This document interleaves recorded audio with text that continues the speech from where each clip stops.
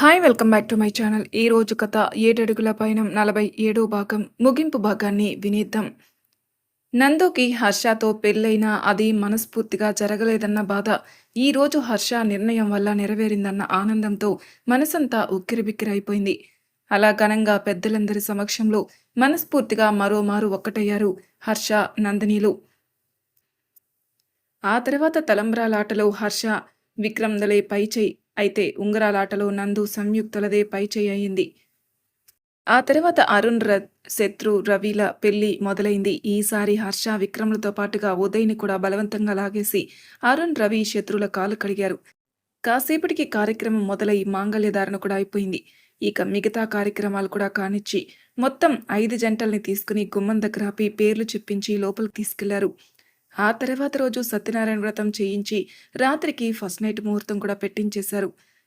అలా రాత్రి కావడంతో అన్ని ఏర్పాట్లు చేసి నందు వాళ్ళని రెడీ చేస్తున్నారంతా. అప్పటికే హర్ష వాళ్ళంతా రెడీ అయ్యి ఎవరి గదుల్లోకి వాళ్ళు వెళ్ళిపోయారు. కాసేపటికి తమ తమ భార్యలు తమకై వస్తున్న అలికిడి, అలజడి కలగగా డోర్ వైపు చూస్తూ కూర్చున్నారు. రవి పద్దు రూంలో పాల గ్లాస్తో వచ్చిన పద్దు డోర్ వేసి రవి దగ్గరకొచ్చింది. రవి నవ్వుతూ చూస్తుండడంతో చేయి ముందుకు చాపి గ్లాస్ అందించింది. రవి నవ్వి గ్లాస్ తీసుకుని సగం తాగి మరో సగం పద్దుకిచ్చి తన జీవితంలోకి సాదరంగా ఆహ్వానించాడు. శత్రు మృదుల గదిలో పాల గ్లాస్తో వచ్చిన మృదుల డోర్ వేసి బెడ్ మీద కూర్చున్న శత్రు దగ్గకొచ్చింది. శత్రు మృదులని అలా చూస్తూ ఉండిపోయాడు. మృదుల మాత్రం తన చేతిలో ఉన్న పాలు సగం తాగేది, మిగతావి శత్రు చేతిలో పెట్టి వెళ్లి బెడ్ ఎక్కి పడుకుంది. అలా అరుణ్, ప్రియా రూంలో కూడా అలాగే. లోపలికొచ్చిన ప్రియ పాల గ్లాస్ పక్కన పెట్టి తనని నవ్వుతూ చూస్తున్న అరుణ్ కాలు పట్టుకుని ఆశీర్వాదం తీసుకోబోయింది. తను చేయబోయేది ముందే గ్రహించిన అరుణ్ మధ్యలోని ప్రియని ఆపి, ఏయ్, ఏంటిది? నువ్వు నా కాలు పట్టుకోవడం ఏంటి? అన్నాడు. ప్రియా నవ్వి అరుణ్ని చూస్తూ, నా గురించి మొత్తం తెలిసి నన్ను అర్థం చేసుకుని ఇంతలా ప్రేమించి నువ్వు దొరకడం నా అదృష్టం అరుణ్. దీనికి నేను ఇది తప్ప మరేమి ఇవ్వగలను అంది. విక్రమ్ సంయుక్త గదిలో పాల గ్లాస్తో లోపలికొచ్చిన సంయుక్తకి లోపల ఏ అలికిడి వినపడలేదు. తలెత్తి చూడగా విక్రమ్ లేడు. ఏమైపోయాడనుకుంటూ ముందుకు వెళ్తుండగా వెనక నుండి వచ్చి సంయుక్త నడుం చుట్టూ చేతులేసి పట్టుకుని హత్తుకున్నాడు విక్రమ్. ఒక్కసారిగా అదిరిపడినా తేరుకుని, ఏంటి బావా ఇది? అంది చిరుకోపంగా. విక్రమ్ ఏం మాట్లాడకుండా అలాగే ఉండి సంయుక్త చేతిలోని పాల గ్లాస్ని సంయుక్త చేయి పట్టుకుని భుజం మీద తలపెట్టి సగం తాగి సగం సంయుక్తకి తాగించాడు. తాగిన గ్లాస్ పక్కన పెట్టి ఇంకా గట్టిగా హత్తుకున్నాడు. నందు, హర్ష రూంలో. నందు లోపలికొచ్చేసరికి హర్ష కనిపించలేదు. ఎక్కడుంటాడో తెలుసు కాబట్టి నెమ్మదిగా బాల్కనీలోకెళ్ళింది. హర్ష అక్కడే చేతులు కట్టుకుని నిలబడి చందమామని చూస్తూ ఉన్నాడు. నందు నెమ్మదిగా వెళ్లి హర్షని వెనక నుండి హత్తుకుని వీపుపై తలవాల్చింది. కాసేపటికి నందు, ఇవాళ మన ఫస్ట్ నైట్ అంది. ఏంటి? అన్నాడు. అదే ఫస్ట్ నైట్ అంది. అది మనకు కాదనుకుంటా అన్నాడు నవ్వుతూ. హర్ష చూపులకి సిగ్గుపడి సైలెంట్ అయిపోయింది నందు. హర్ష నవ్వుకుని నందుని హత్తుకుని పద అన్నాడు లోపలికి నడుస్తూ. అలా ఆ రాత్రి కొత్త దంపతులుగా ఏకమయ్యారు అందరూ. 10 సంవత్సరాల తర్వాత, నాన్న వియుక్త్, తమ్ముణ్ణి లేపురా, అక్కడ మావయ్య మన కోసం వెయిట్ చేస్తూ ఉంటాడు అంటూ విక్రమ్కి డ్రెస్ తీసి పెట్టడానికి వెళ్ళిపోయింది సంయుక్త. సరే మమ్మీ అంటూ తమ్ముడు దగ్గరికి వెళ్ళాడు 8 సంవత్సరాల వియుక్త్. రూంలోకి వెళ్లి దుప్పటి నిండుగా కప్పుకొని పడుకుని ఉన్న తమ్ముడు మయుక్త్ పట్టుకుని ఊపుతూ లేపడానికి ప్రయత్నిస్తున్నాడు వియుక్త్. అయినా లేవకుండా అలానే పడుకుని దొర్లుతున్న మయుక్త్ వీపు మీద ఒక్కటిచ్చాడు వియుక్త్. దెబ్బకి లేచి అక్కా అంటూ రాగం మొదలుపెట్టాడు 6 సంవత్సరాల మయుక్త్. ఆ రాగం వినపడడంతోనే పరుగున వచ్చింది 9 సంవత్సరాల విఘ్న ప్రహర్ష, మన హర్ష ప్రియనందినిల కూతురు. తనని అక్కడ చూడడంతోనే వియుక్త్ బిగుసుకుపోతే మయుక్త్ మాత్రం పరుగున వెళ్లి పట్టుకుని ఏడుస్తూ, అక్క, అన్నయ్య కొట్టాడు అన్నాడు కంప్లైంట్ చేస్తూ. ఆ మాట విన వియుక్తిని ఒక్క చూపు చూసింది విఘ్న. అక్క, నేనేం చేయలా, లేవడం లేదని జస్ట్ తట్టానంతే అన్నాడు వియుక్త్. అయినా అలా గుర్రుగా చూస్తుండడంతో భయపడి, అన్నయ్య అన్నాడు వియుక్త్.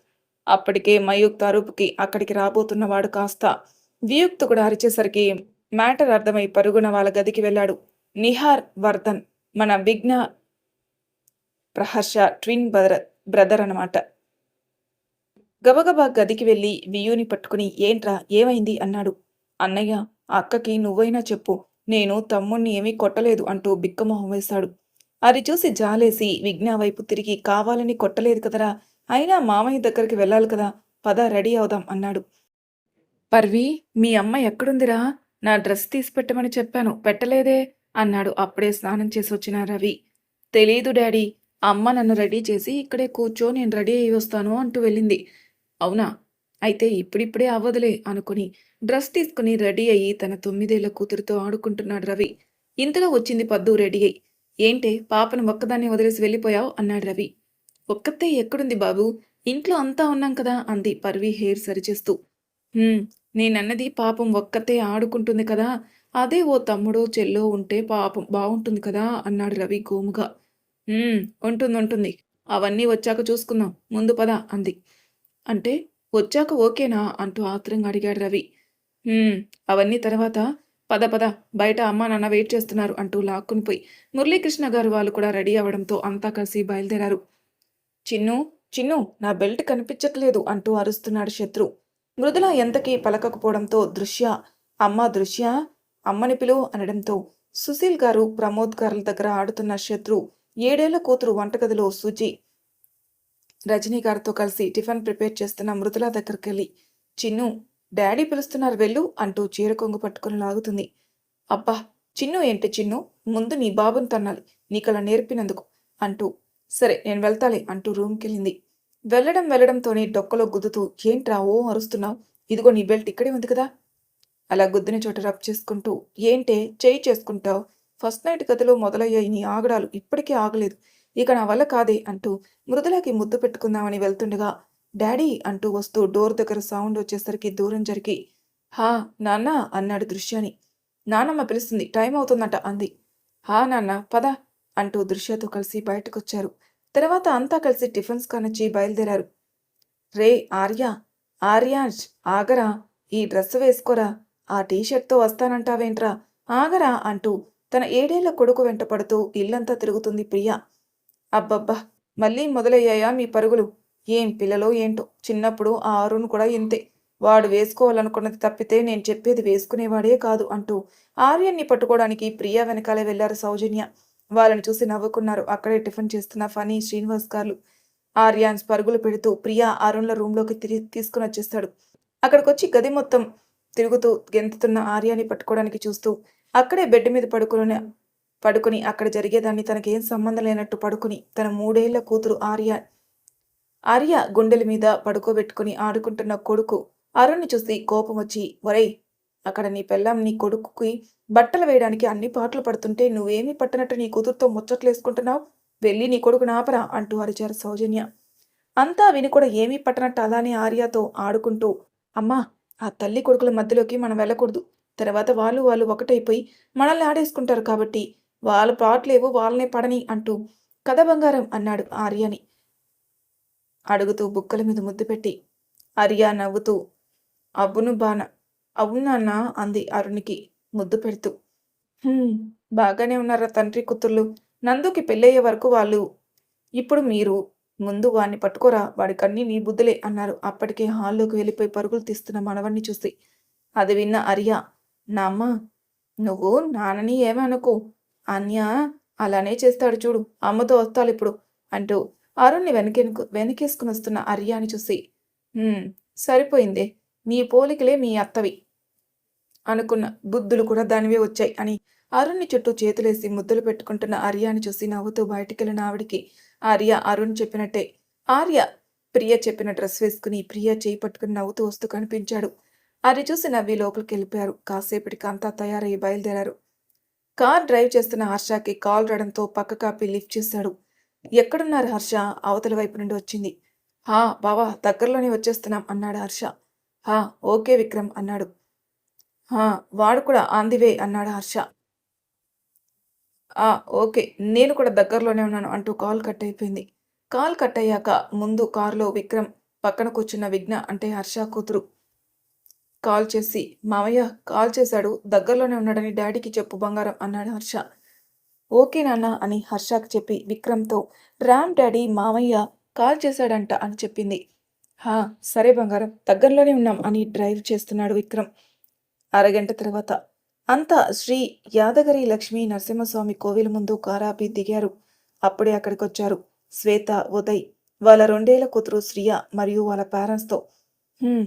ఏంట్రా? ఇంత రీసెంట్‌గా పెళ్లయితే మాత్రం అస్సలు కనిపించడమే మానేసారిద్దరూ అన్నాడు రవి ఉదయ్ వాళ్ళని చూసి. రేయ్ వెధవ! ఏంట్రా ఆ మాటలు గుడి దగ్గర అన్నాడు ఉదయ్ రవి వీపు మీద చరుస్తూ. అదేరా ఎంత ప్రేమించుకున్నా 5 ఏళ్లకి ప్రపోజ్ చేసుకున్న ఏడాదికి పెళ్లి చేసుకొని 2 ఏళ్ల కూతురిని తెచ్చారుగా. దానికేమైనా తమ్ముడిని ప్లాన్ చేస్తున్నారేమో నాకంటే నువ్వే బెటర్ అని అన్నాడు రవి ఉదయ్ చెవిలో. ఓవర్ యాక్షన్ చేయకురా! అప్పుడే అంత సీన్ లేదు అని మేడం గారి ఆర్డర్ అన్నాడు ఉదయ్ దిగులుగా. ఇంతలో రావాల్సిన వాళ్ళు కూడా రావడంతో అంతా పలకరించుకుని లోపలికెళ్లారు. అప్పటికే లోపలికి వెళ్ళిపోయిన నందు, సంయుక్త మరి కాసేపట్లో పెళ్లి చేసుకోబోతున్న అనిల్‌ని ఆట పట్టిస్తూ తయారు చేస్తున్నారు. పక్కనే అనిల్ ఒడిలో కూర్చున్న విఘ్న. అనిల్ బుగ్గలలో గిల్లుతూ చాలా హ్యాండ్సమ్‌గా ఉన్నావు మావయ్య అని అంటుంటే అనిల్ నవ్వుతూ ముద్దు పెట్టుకున్నాడు. ఇంతలో పంతులు గారు పిలవడంతో అనిల్‌ని తీసుకెళ్లారు. అనిల్ పూజ చేయడంతో అమ్మాయిని తీసుకొనొచ్చి కూర్చోబెట్టాడు గోపాల్, విక్రమ్ పిఏ. ఆ అమ్మాయిని కూర్చోబెట్టగానే ఆట పట్టించడం మొదలుపెట్టారు నందు, సంయుక్త. ఏంటి వదినా, అన్నయ్య దగ్గర పిఏగా చేస్తూ బానే లవ్ చేసి ఇన్ని సంవత్సరాలాగి ఆ అన్నయ్యని ఒప్పించి పెళ్లి చేసుకుంటున్నావు. మా అన్నయ్యని ఎంతైనా అదృష్టవంతురాలివి కదా అంటూ నవ్వుతుంటే, అవును మేడం, నిజంగా నా చెల్లి లక్కీ. అందుకే మీ దగ్గర పనిచేసేవాడినని కూడా చూడకుండా నా చెల్లి ప్రేమించిందని తెలియగానే పెళ్లి చేస్తున్నారు అన్నాడు గోపాల్. అది విన్న నందు, సంయుక్త, అయ్యో గోపాల్ గారు, మేమేదో సరదాగా ఆట పట్టిస్తున్నాం అంతే. అయినా అనన్య వదిన కాదు, మా అన్నయ్య అదృష్టవంతుడు. ఇంత బాగా అర్థం చేసుకునే భార్య దొరికింది అన్నారు. అవును గోపాల్, నిజంగా నేనే చాలా అదృష్టవంతుని. లేదంటే నేను ఎలాంటి వాడిని, ఏం చేశాను అన్నీ తెలుసు కూడా ఆఖరికి జైలుకి వెళ్ళొచ్చానని తెలుసు కూడా నన్ను ఇంతగా ప్రేమిస్తూ ఇంతగా ఎన్ని సంవత్సరాలు ఎదురు చూసింది. నిజంగా నన్ను ఇంత బాగా అర్థం చేసుకునే భార్య దొరకడం అదృష్టం అన్నాడు అనిల్ అనన్యని ఆరాధనగా చూస్తూ. అది విన్న అనన్య అనిల్ చేతిపై చెయ్యి వేసి, మీరు ఒకప్పుడు ఎలా ఉన్నారన్నది అప్రస్తుతం. నేను ప్రేమించింది మిమ్మల్ని, అంటే మీ ఆలోచనని కూడా. అవి సరిగా లేకపోతే సరిదిద్దే బాధ్యత నాదే. అయినా మీరు నాకు అవకాశం ఇవ్వకుండా మీ అంతట మీరే తప్పులు ఒప్పుకొని జైలుకెళ్ళిన మీ ప్రవర్తనతో 10 ఏళ్ళకి రావాల్సిన మీరు 7 ఏళ్ళకే విడుదలై మీ కాళ్ళపై మీరు నిలబడి ఎంతో మందికి జీవితం ఇచ్చి చదువు చెప్పిస్తూ అవసరం ఉన్న వాళ్ళకి సహాయపడుతూ ఎంతో మందికి ఆదర్శంగా మారారు. దీనిలో నాదేమీ లేదు కదండీ! మీరు బంగారం కాబట్టే నా ప్రేమ చెప్పినా నాతో ఉంటే బ్రతకలేవు. అవమానాలు పడాలని నన్ను దగ్గరకు రానీయకుండా ఇన్నేళ్లు దూరం పెట్టారు. అది కూడా నన్ను ప్రేమిస్తూనే, నా గురించి ఆలోచిస్తూనే. కనీసం ఇప్పటికైనా నా ప్రేమను అర్థం చేసుకున్నారు. నాకదే చాలు. మీకంటే మంచి భర్త ఎవరికి దొరుకుతారండి అంది. అది విన్న అనిల్ కళ్ళల్లో సన్నని కన్నీటి పొర. అలా ఆ ఆనందాల నడుమ సన్నిహితుల సమక్షంలో అనిల్, అనన్యల పెళ్లి సింపుల్‌గా కాకపోయినా వైభవంగా నిండు హృదయాల మధ్య జరిగింది. అంతా అయిపోయాక అందరూ భోజనాలు చేసి గుడి ప్రాంగణంలో కూర్చున్నారు. అలా అందరూ జంటలుగా కూర్చొని వాళ్ళ సంతోషాల్ని, వాళ్ళ ఆనందాల్ని పంచుకుంటూ హ్యాపీగా గడిపేస్తున్నారు. ఇదండి ఈ కథ. మరి ఈ కథ ఇక్కడితో సమాప్తం. మళ్ళీ మరొక కొత్త కథతో మీ ముందుంటాను. అంతవరకు నా ఛానెల్‌ని సబ్స్క్రైబ్ చేయని వాళ్ళు ప్లీజ్ సబ్స్క్రైబ్ చేసుకోండి. లైక్ చేసి షేర్ చేయండి. మీ అభిప్రాయాలను నాకు కామెంట్ రూపంలో తెలియజేయండి. Thank you for listening.